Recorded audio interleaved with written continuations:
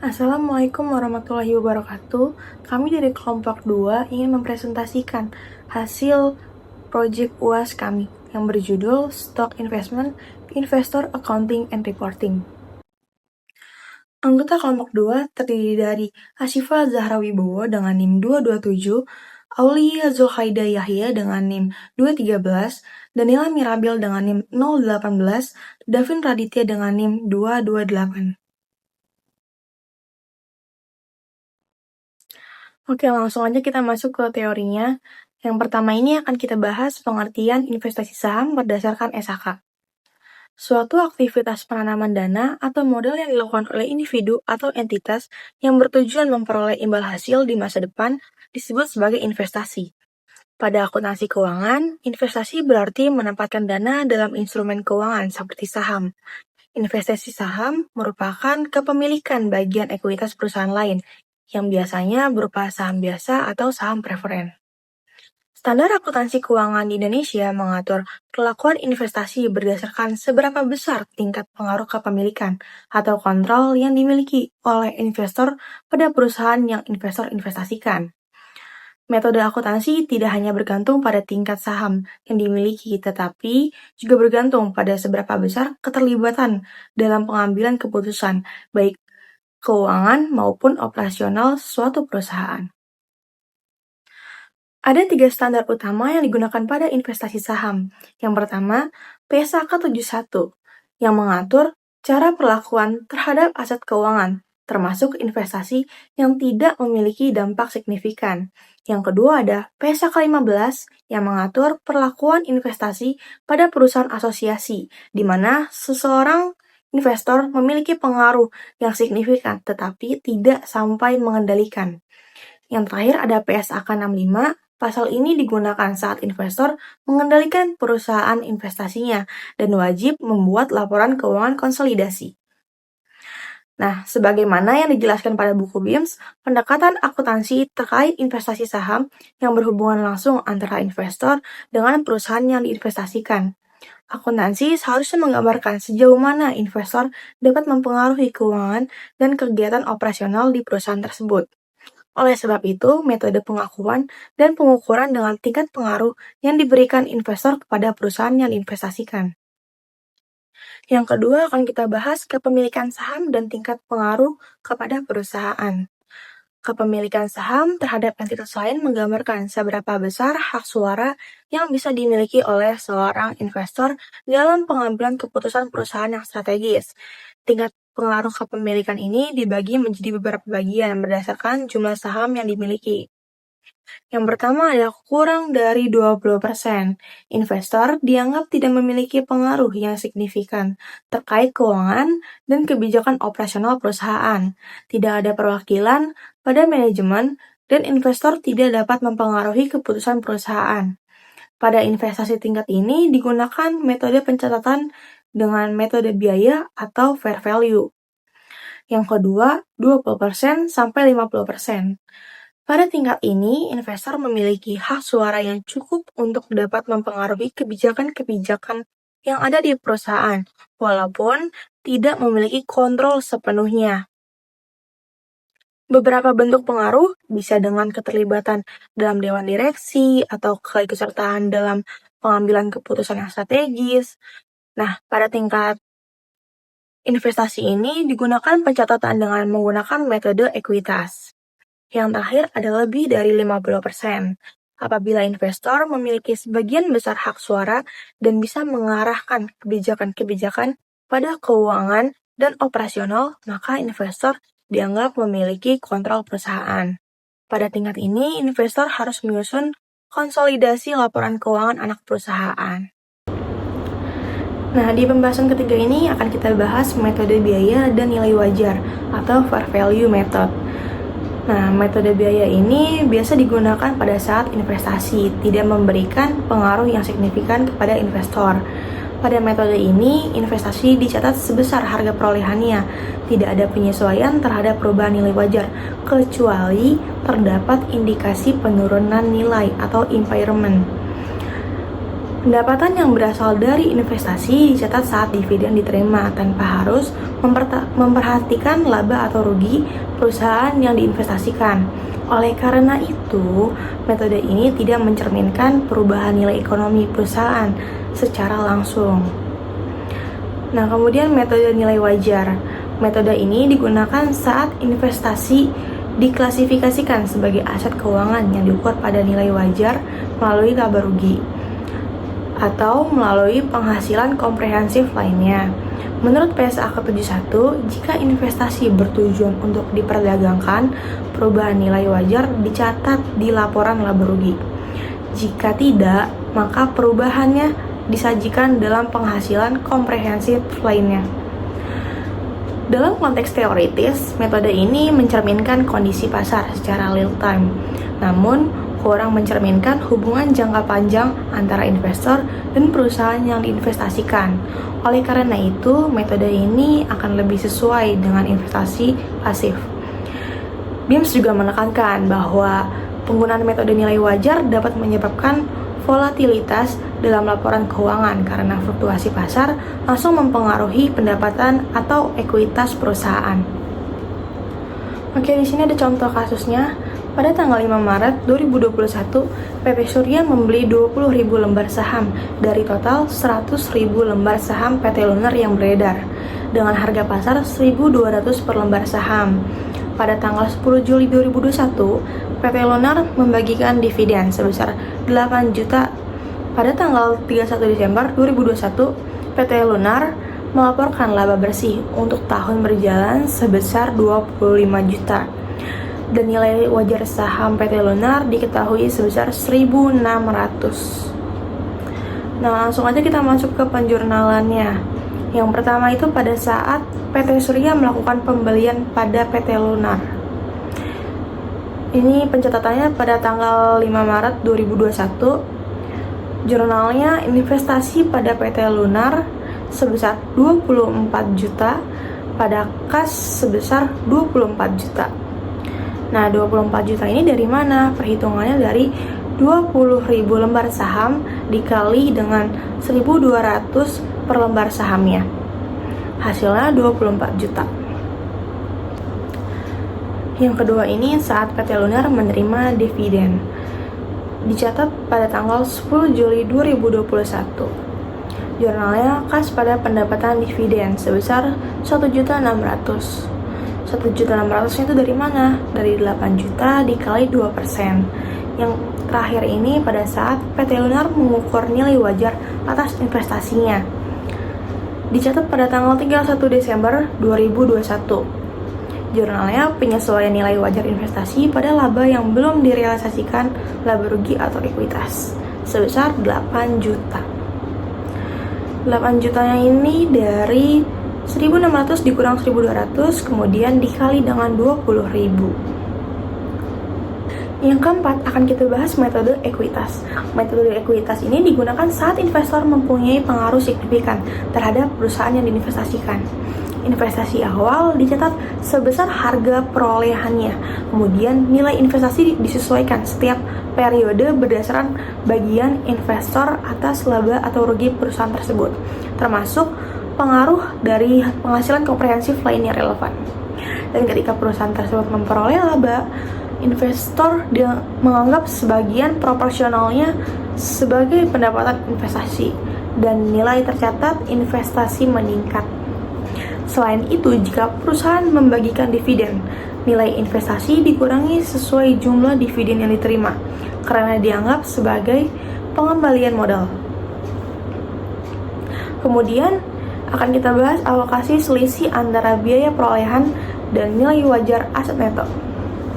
Metode ekuitas digunakan saat investor mempunyai pengaruh signifikan terhadap perusahaan yang diinvestasikan. Ketika akuisisi, selisih antara harga beli investasi dengan bagian investor atas nilai buku aset neto perusahaan yang diinvestasikan harus dianalisis. Jika terdapat perbedaan antara nilai buku dan nilai wajar aset neto, maka selisih tersebut dialokasikan ke aset atau liabilitas tertentu berdasarkan nilai wajarnya. Jika harga beli lebih tinggi, maka kelebihannya dapat dialokasikan ke aset tetap yang akan diamortisasikan atau nantinya akan diakui sebagai goodwill. Dan jika lebih rendah, maka tercipta keuntungan pembelian diskon yang langsung diakui dalam laba rugi. Amortisasi atas selisih tersebut dilakukan selama masa manfaat aset yang bersangkutan.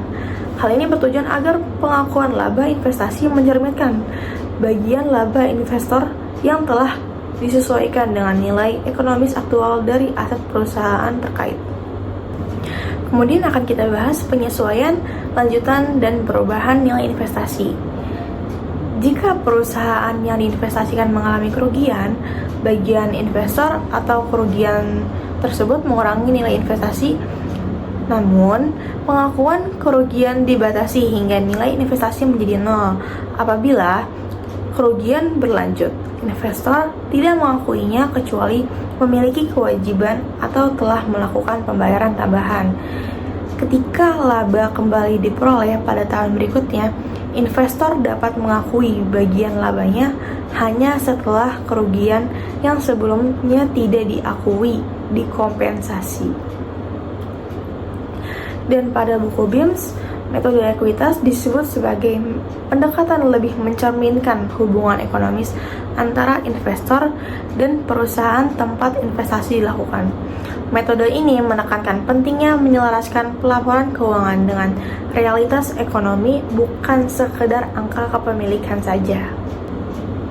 Langsung aja kita masuk ke contoh kasusnya.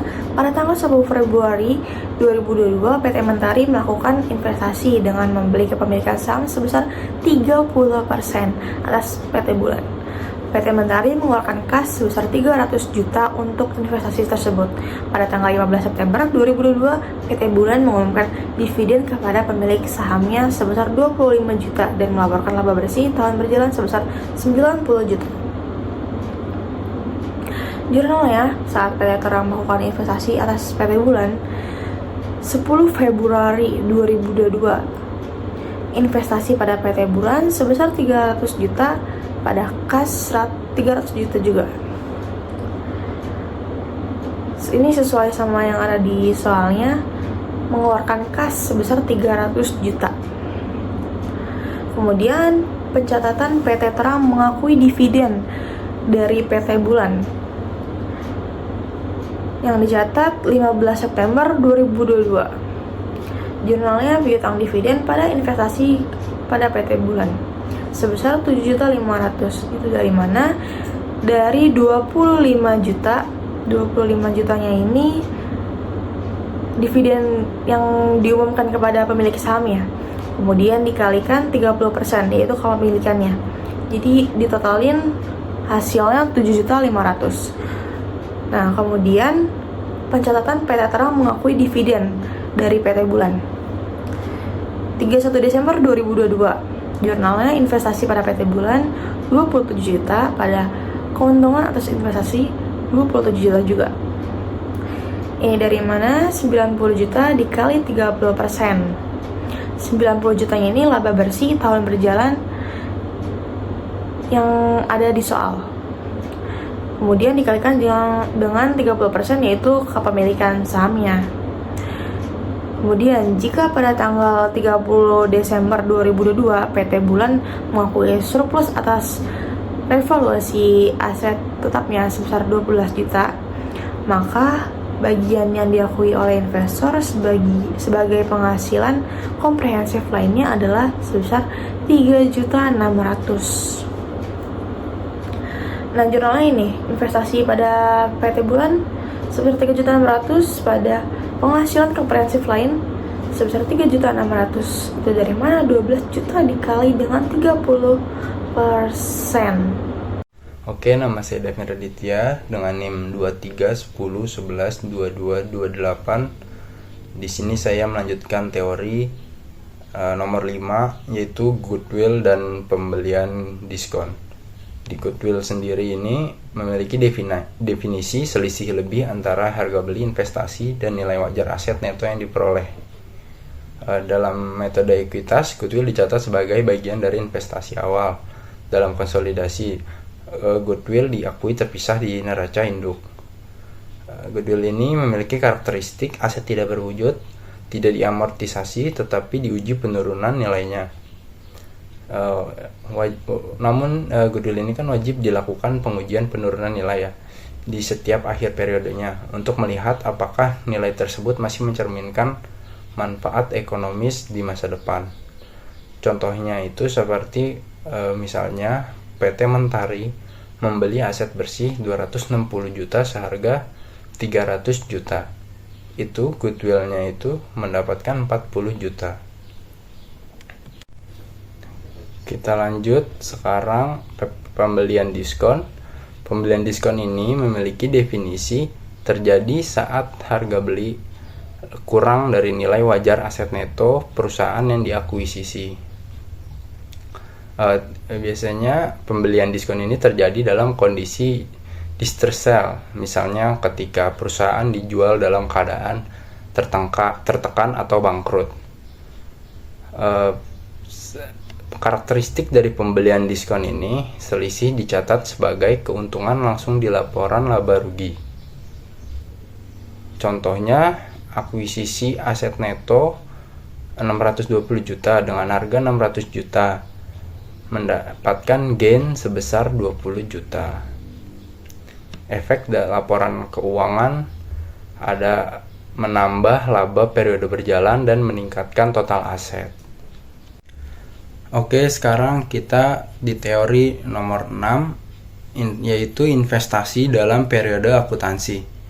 Investasi dalam periode akuntansi adalah pencatatan dan pelaporan aktivitas penanaman dana oleh suatu entitas, perusahaan atau individu dalam bentuk aset ataupun instrumen keuangan yang terjadi dalam satu periode tertentu, biasanya 1 tahun. Dalam akuntansi, berdasarkan jangka waktu umumnya dibagi menjadi 2, yaitu investasi jangka pendek dan investasi jangka panjang. Pertama, kita membahas investasi jangka pendek terlebih dahulu. Investasi jangka pendek memiliki tujuan untuk mendapatkan keuntungan dalam waktu singkat dan menjaga likuiditas perusahaan. Contohnya seperti saham yang diperdagangkan aktif, reksadana, dan deposito. Investasi jangka pendek sendiri memakai metode nilai wajar. Perubahan nilai dicatat sebagai laba atau rugi belum terrealisasi. Selanjutnya, ada investasi jangka panjang. Investasi jangka panjang ini memiliki tujuan memperoleh manfaat ekonomi di masa yang mendatang. Dan investasi jangka panjang ini memiliki instrumen saham, obligasi, properti, atau bentuk penyertaan modal lainnya yang dimiliki dengan maksud untuk tidak segera diperjualbelikan. Metode yang dipakai investasi jangka panjang itu bermacam-macam. Seperti halnya kalau kurang dari 20% memakai metode biaya atau nilai wajar. Kalau 20-50% memakai metode ekuitas. Jika lebih dari 50% memakai metode konsolidasi laporan keuangan. Oke, sudah di teori nomor 7, pengakuan rugi bersih perusahaan asosiasi. Yang pertama, kita baca di PPT, ada pengaruh signifikan dan metode ekuitas. Ketika seorang investor memiliki kepemilikan saham antara 20% hingga 50% di suatu perusahaan, maka investor tersebut dianggap memiliki pengaruh signifikan terhadap perusahaan yang diinvestasikan. Dalam kondisi ini, metode akuntansi yang digunakan adalah metode ekuitas. Jadi metode ini mengharuskan investor untuk mengakui bagian proporsional atas laba atau rugi bersih perusahaan asosiasi dalam laporan laba rugi. Pengakuan ini bukan hanya mencerminkan hak ekonomi atas dividen, tetapi juga mencerminkan keterlibatan strategis dalam kegiatan operasional dan keuangan perusahaan asosiasi. Oke, kita balik ke PPT. Ada batas pengakuan kerugian. Apabila perusahaan asosiasi mengalami kerugian, maka investor harus mencatat bagian kerugian tersebut berdasarkan persentase kepemilikan sahamnya. Jadi misalnya jika ada investor memiliki 30% saham dan perusahaan mencatat kerugian sebesar 100 juta, maka investor itu harus mencatat beban sebesar 30 juta. Namun penting juga untuk dicatat bahwa metode ekuitas ini membatasi pengakuan kerugian hanya sampai nilai tercatat investasi menjadi 0. Jika setelah pengakuan kerugian nilai investasi habis, maka kerugian tambahan tidak boleh diakui, kecuali terdapat komitmen hukum atau konstruktif dari investor untuk menanggung kerugian lebih lanjut. Hal ini menjaga agar laporan keuangan mencerminkan risiko aktual dan kewajiban ekonomis yang benar-benar dimiliki investor. Kita lihat lagi, di sini ada pemulihan investasi. Jika di periode berikutnya perusahaan asosiasi kembali mencatat laba bersih, investor tidak serta-merta dapat mengakui seluruh bagiannya sebagai pendapatan.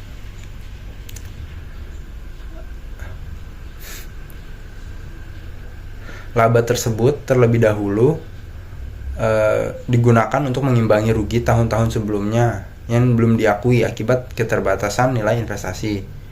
Baru setelah seluruh rugi terdahulu tertutupi, sisa laba dapat diakui sebagai pendapatan investasi dan akan menambah nilai investasi yang dicatat oleh investor. Mekanisme ini memastikan bahwa laba tidak diakui secara berlebihan sebelum semua potensi kerugian yang tertunda benar-benar dikompensasi. Di next slide ada juga saham preferen dan pengaruhnya.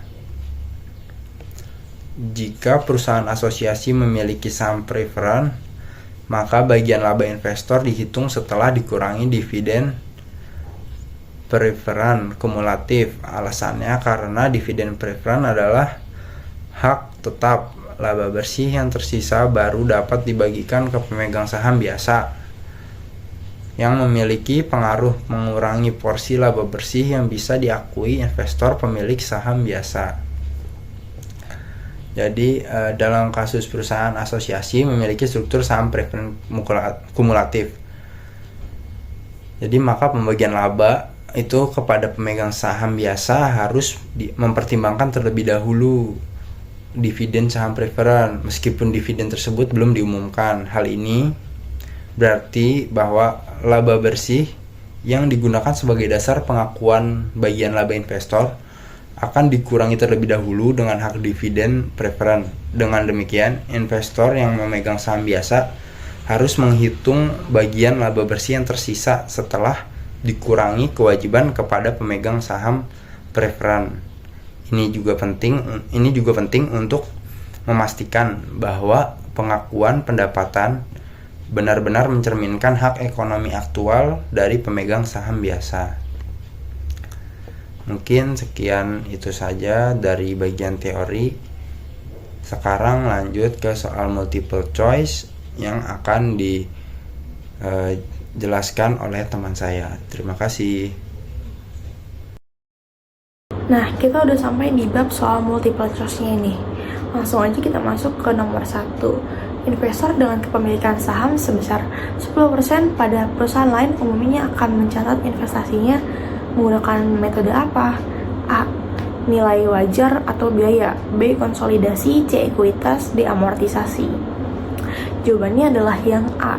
Nilai wajar atau biaya. Yang kedua, jika perusahaan memiliki 20% saham dan dapat mempengaruhi kebijakan keuangan dan operasional perusahaan, metode akuntansi apa yang digunakan? A. Fair value. B. Cost. C. Konsolidasi. Atau D. Metode ekuitas. Yang benar adalah metode ekuitas yang D. Kemudian nomor 3, pada metode ekuitas, dividen yang diterima dari perusahaan asosiasi akan A. diakui sebagai pendapatan, B. menambah nilai investasi, C. Mengurangi nilai investasi, atau D. Tidak berpengaruh. Yang benar adalah C. Mengurangi nilai investasi. Lanjut yang keempat, PT Budi membeli 25% saham PT Jaya sebesar 250 juta.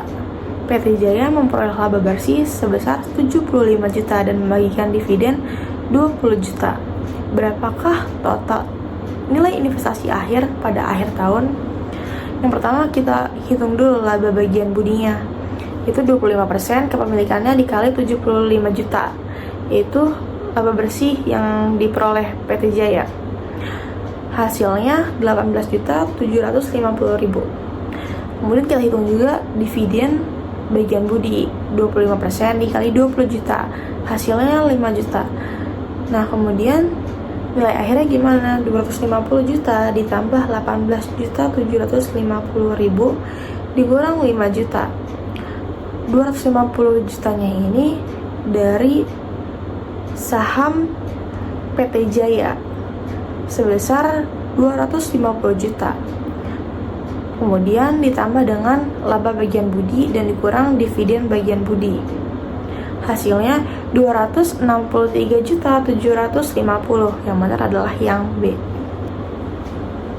Nomor 5, jika nilai investasi lebih besar daripada nilai wajar bagian proporsional aset neto investi, maka selisih tersebut disebut sebagai A. Goodwill, B. Amortisasi, C. Diskonto, D. Laba ditahan. Yang benar adalah yang A. Goodwill. Kemudian nomor 6, PTA membeli 30% saham PTB seharga 200 juta. Nilai wajar aset neto PTB adalah 750 juta. Hitunglah nilai proporsional aset neto yang diperoleh PTA. Jadi cara ngitungnya 30% dikali 750 juta, hasilnya 225 juta. Yang benar adalah yang B. Nomor 7, perbedaan antara harga beli dengan nilai wajar proporsional aset neto yang bernilai negatif disebut itu apa sih? Yang A. Goodwill, B. Diskon pembelian, yang C. Amortisasi, yang D. Kerugian. Dan yang benar adalah yang B. Diskon pembelian. Nomor 8, dalam metode ekuitas, laba perusahaan asosiasi dicatat oleh investor sebagai A. Pendapatan dividen, B. Pendapatan bunga, C. Laba atas investasi, D. Pendapatan lain-lain. Yang benar adalah yang C. Laba atas investasi. Kemudian nomor 9, salah satu alasan metode ekuitas tidak digunakan meskipun kepemilikannya lebih dari 20% adalah A. Tidak ada pengaruh signifikan, B. Perusahaan rugi, C. Tidak menerima dividen, D. Kepemilikan saham dicatat dengan metode biaya. Yang benar yang A. Tidak ada pengaruh signifikan. Lanjut ke nomor 10, jika perusahaan induk memiliki lebih dari 50% saham perusahaan lain, maka perusahaan harus A. Mencatat menggunakan metode ekuitas, B. Menghitung amortisasi goodwill, C. Menggunakan laporan konsolidasi, D. Menghapus investasi. Yang benar adalah yang C. Menggunakan laporan konsolidasi. 11, PT Amanah membeli 30% saham PT Bintang dengan harga 150 juta. PT Bintang mencatat rugi bersih sebesar 120 juta selama tahun berjalan. Berapakah pengaruh rugi tersebut terhadap nilai investasi PT Amanah? Nah, cara menghitungnya itu rugi yang diakui dulu kita hitung 30% dikali 120 juta, hasilnya 36 juta. Sehingga nilai investasi PT Amanah turun sebesar 36 juta. Yang benar adalah yang B. Yang 12, jika investasi di perusahaan asosiasi menghasilkan goodwill sebesar 40 juta, amortisasi tidak dilakukan karena A. Goodwill bersifat jangka pendek, B. PSAK tidak memperbolehkan amortisasi, C. Goodwill tidak diamortisasi dalam metode ekuitas, D. Goodwill sudah dihapuskan. Yang benar adalah yang C. Goodwill tidak diamortisasi dalam metode ekuitas. Lanjut yang nomor 13. Metode yang digunakan ketika kepemilikan saham kurang dari 20% dan tidak ada pengaruh signifikan adalah A. Ekuitas, B. Konsolidasi, C. Prorata, D. Nilai wajar. Yang benar adalah yang D. Nilai wajar. Kemudian nomor 14. Jika saham preferen memiliki hak dividen tetap dan investi memiliki laba bersih 100 juta, dividen preferen 20 juta, maka laba untuk pemegang saham biasa sebesar berapa? Yang A 120 juta, yang B 100 juta, C 80 juta, D 20 juta. Yang benar adalah 80 juta. Itu penjelasannya dari 100 juta dikurang dengan 20 juta. Kemudian nomor 15, PTA memiliki 40% saham PTB dan bagian laba setelah penyesuaian amortisasi adalah 60 juta. PTB membagikan dividen 50 juta, hitung penambahan investasi PTA. Cara ngitungnya gini, bagian labanya 40% dikali 60 juta, hasilnya kan 24 juta. Kemudian kita hitung dulu dividen yang diterima, 40% dikali 50 juta, hasilnya 20 juta. Nah, kenaikan investasinya tinggal dikurang aja nih, bagian laba dikurang dividen diterima. 24 juta dikurang 20 juta, hasilnya 4 juta. Yang benar adalah yang D, 4 juta. Selanjutnya, saya akan menjelaskan mengenai 5 latihan soal esai untuk materi ini. Soal yang pertama, jelaskan secara konseptual perbedaan antara metode nilai wajar, metode ekuitas, dan metode konsolidasi dalam pencatatan investasi saham. Nah, untuk jawabannya, dalam pencatatan investasi saham, terdapat 3 metode utama yang digunakan tergantung pada tingkat kepemilikan dan pengaruh investor terhadap investasi.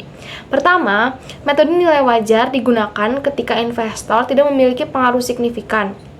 Biasanya jika kepemilikan sahamnya 20% atau kurang. Dalam metode ini, investasi diukur berdasarkan nilai wajarnya dan dividen yang diterima diakui langsung sebagai pendapatan. Metode ini mengacu pada PSAK 71. Yang kedua, jika investor memiliki pengaruh signifikan umumnya dengan kepemilikan antara 20 hingga 50%, maka digunakan metode ekuitas. Di sini, investor mencatat bagian laba atau rugi dari investasi dan investasi akan dikurangi ketika dividen dibagikan. Ini diatur dalam PSAK 15. Ketiga, jika investor memiliki kendali penuh yaitu dengan kepemilikan lebih dari 50%, maka digunakan metode konsolidasi. Dalam metode ini, seluruh aset, liabilitas, pendapatan, dan beban dari investasi digabungkan secara penuh ke dalam laporan keuangan investor. Ketentuan ini mengacu pada PSAK 65. Soal selanjutnya, nomor 2, jelaskan pengakuan goodwill dan pembelian diskon dalam metode ekuitas, serta bagaimana pengaruhnya terhadap laporan keuangan. Jawabannya yaitu dalam metode ekuitas, goodwill timbul ketika harga perolehan investasi lebih tinggi daripada bagian investor atas nilai wajar aset neto investasi.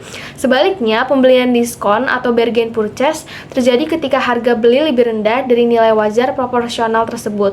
Goodwill yang diakui tidak diamortisasi, tetapi harus diuji penurunan nilainya atau impairment secara berkala. Sementara itu, pembelian diskon langsung diakui sebagai keuntungan pada periode terjadinya. Keduanya akan mempengaruhi nilai investasi yang dicatat dalam laporan posisi keuangan, serta mempengaruhi laba investasi yang dilaporkan dalam laporan laba rugi pada periode tersebut. Berikutnya, soal nomor 3, jelaskan bagaimana amortisasi atas perbedaan nilai wajar dan nilai buku pada saat akuisisi mempengaruhi pendapatan investor dalam metode ekuitas. Sertakan contohnya. Jawabannya, dalam metode ekuitas, jika terdapat perbedaan antara nilai buku dari nilai wajar atas aset neto investasi pada saat akuisisi, maka selisih tersebut perlu dialokasikan ke aset tertentu seperti bangunan, mesin, atau persediaan. Selisih ini kemudian diamortisasi sesuai umur manfaat asetnya dan mengurangi laba investasi yang diakui investor setiap tahunnya. Sebagai contoh, misalkan seorang investor membeli 30% saham suatu perusahaan.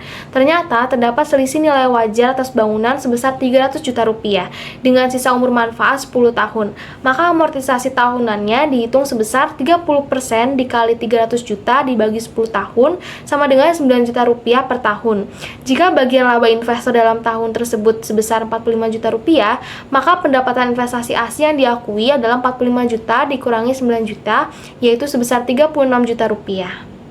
Lalu selanjutnya untuk soal nomor 4, yaitu pada 1 Januari 2024, PT Pembangunan membeli 30% saham PT Sajiko seharga 300 juta rupiah. Pada akhir tahun, PT Sajiko membagikan dividen sebesar 60 juta rupiah dan mencatat laba bersih sebesar 180 juta rupiah. Hitung nilai akhir investasi PT Pembangunan pada 31 Desember 2024. Untuk menjawabnya, kita menghitung dulu bagian laba yang diakui PT Pembangunan, yaitu 30% dari 180 juta sebesar 54 juta rupiah. Sedangkan dividen yang diterima sebesar 30% dari 60 juta yaitu 18 juta rupiah. Jadi nilai akhir investasi dihitung dengan menambahkan bagian laba dan mengurangkan dividen dari nilai awal investasi yaitu 300 juta ditambah 54 juta dikurang 18 juta yaitu 336 juta. Dengan demikian nilai akhir investasi PT Pembangunan pada 31 Desember 2024 adalah sebesar 336 juta rupiah. Selanjutnya, soal nomor 5, bagaimana perlakuan akuntansi jika investor mencatat kerugian dari investi yang menyebabkan nilai investasinya menjadi nol dalam metode ekuitas? Apa yang dilakukan jika investi kembali mencatat laba pada tahun berikutnya? Jawabannya yaitu, dalam metode ekuitas, jika investor mencatat kerugian dari investi yang menyebabkan nilai investasinya menjadi nol, maka investor tidak boleh mengakui kerugian lebih lanjut. Namun, jika di tahun berikutnya investi kembali mencatat laba, maka laba tersebut tidak langsung diakui oleh investor. Sebaliknya, investor harus mengkompensasi terlebih dahulu rugi yang sebelumnya tidak diakui atau rugi cadangan. Setelah rugi cadangan terserap seluruhnya, baru investor dapat mulai mengakui laba sebagai pendapatan investasi dan menambah nilai investasi. Masuk ke study case, di mana kita punya dua soal study case. Yang pertama itu ada PT Nilai Sempurna membeli 35% saham beredar PT Sukses Selalu pada tanggal 1 Januari 2024 senilai 1 miliar.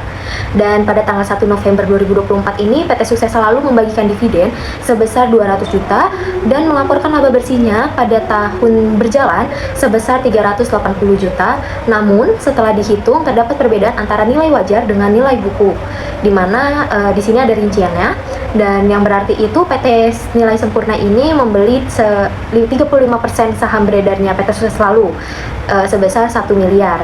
Dan pada tanggal 1 November ini PT Sukses Selalu ini membagikan dividennya sebesar 200 juta dan melaporkan laba bersihnya sebesar 380 juta pada tahun tersebut, yaitu tahun 2024.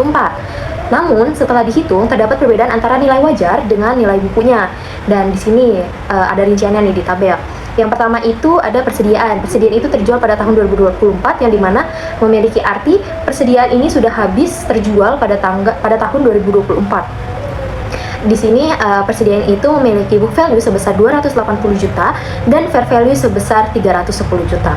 Yang kedua itu ada gedung. Gedung masih memiliki 14 tahun sisa manfaat, di mana gedung ini memiliki book value sebesar 1 miliar 420 juta dan fair value sebesar 1 miliar 570 juta.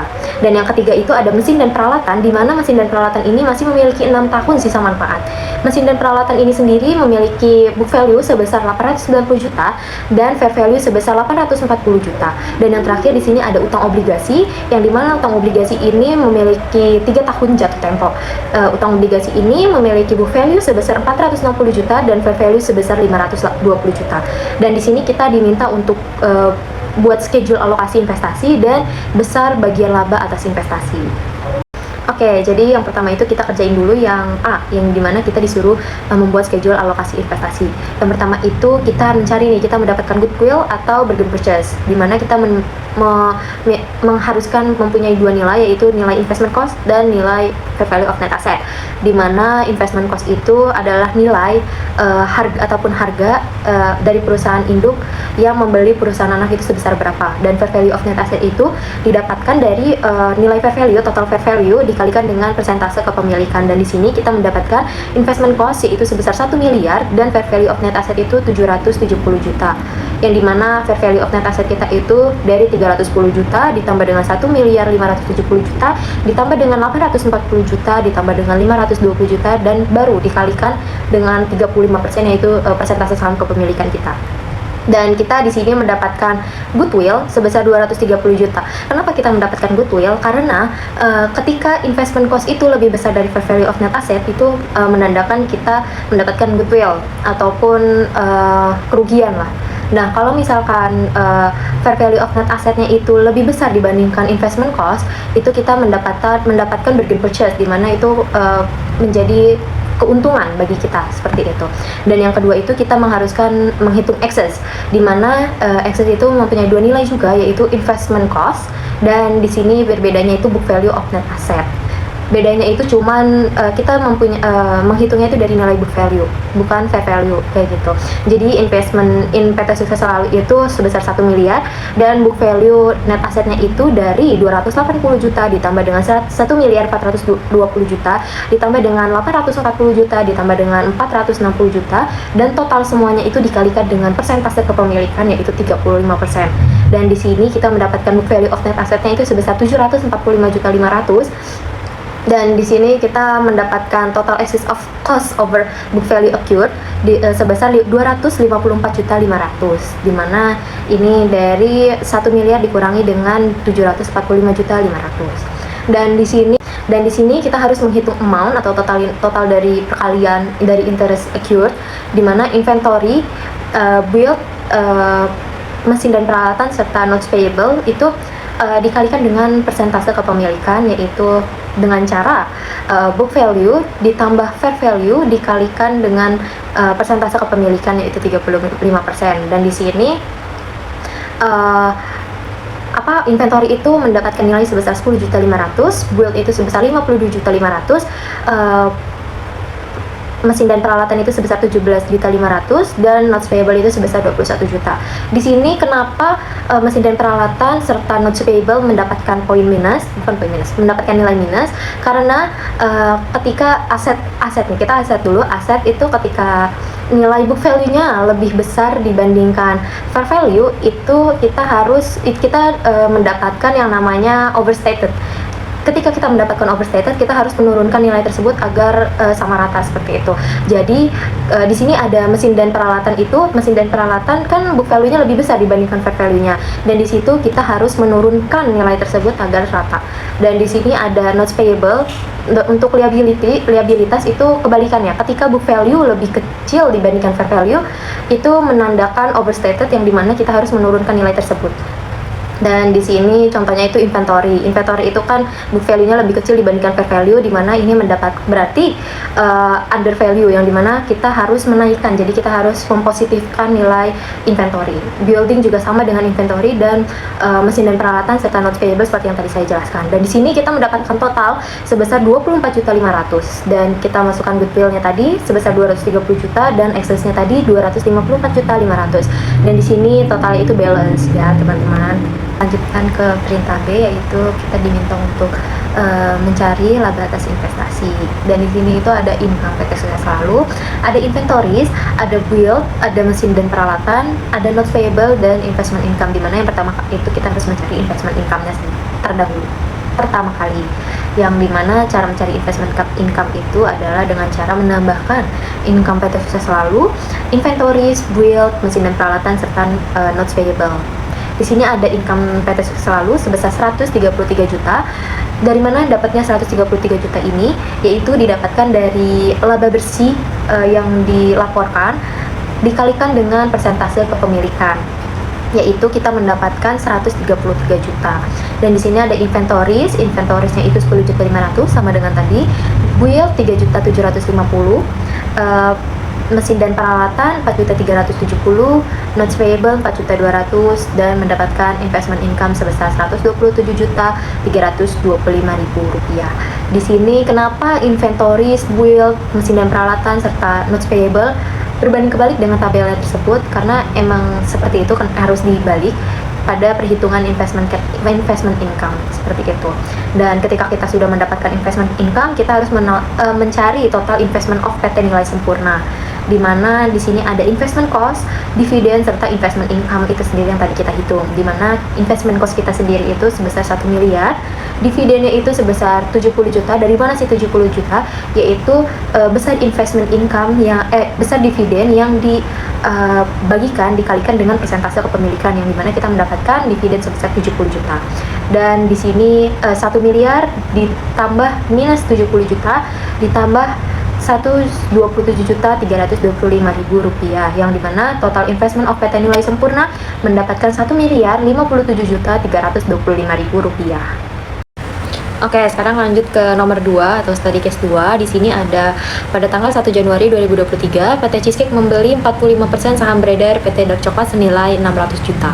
Dan pada tanggal 1 November 2023, PT Dark Coklat membagikan dividen sebesar 110 juta serta melaporkan laba bersih tahun tersebut sebesar 200 juta.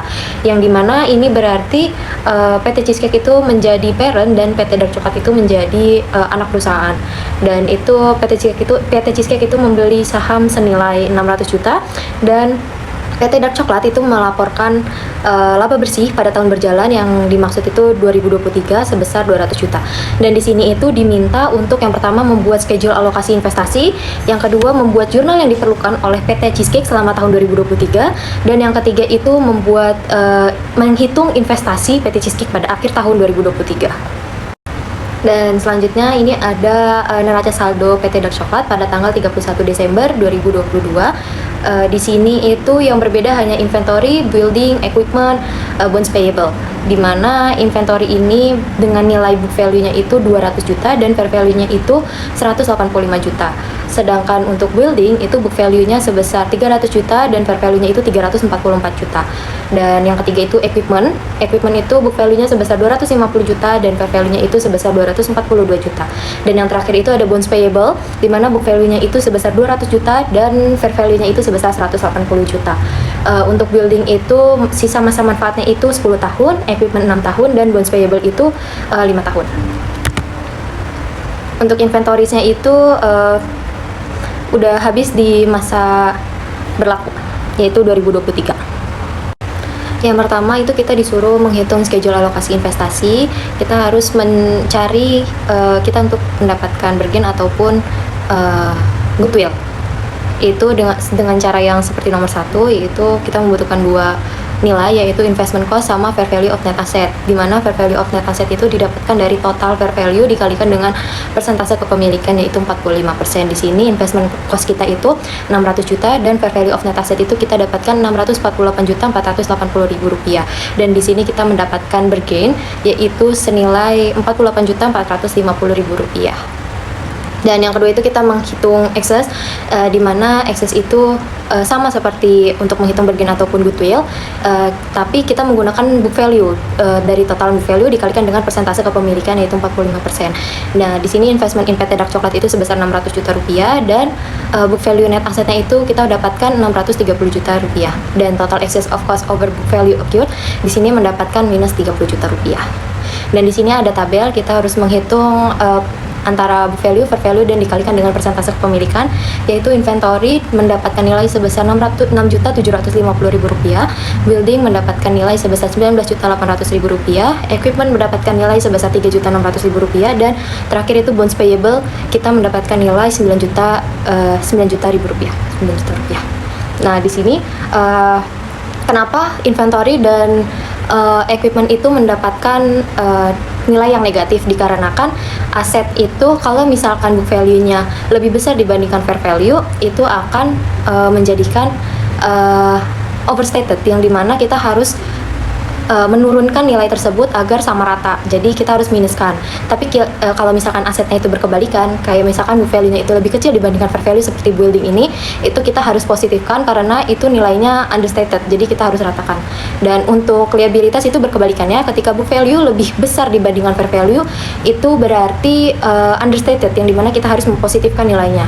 Seperti itu. Di sini kita mendapatkan nilai sebesar Rp18.450.000 dan bargainnya itu yang tadi kita hitung Rp48.450.000 dan excess-nya itu 30 juta, yang dimana ketika ditotalin bargainnya itu minus dan excess-nya itu minus, dapatkan total yang Rp18.450.000 itu hasilnya balance.